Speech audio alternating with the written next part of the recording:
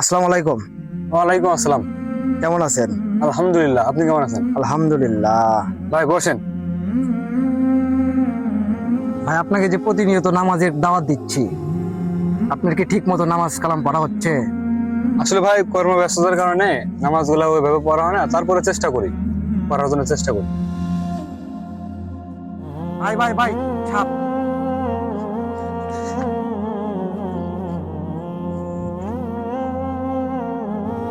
কই কই সাপ কই? ভাই বসেন। আসলে সাপ নেই ওখানে। আপনাকে শুধু এই জন্যই বলা যে দুনিয়াতে সাপ দেখে আপনি ভয় পেয়ে লাঠি আনলেন সাপকে মারার জন্য।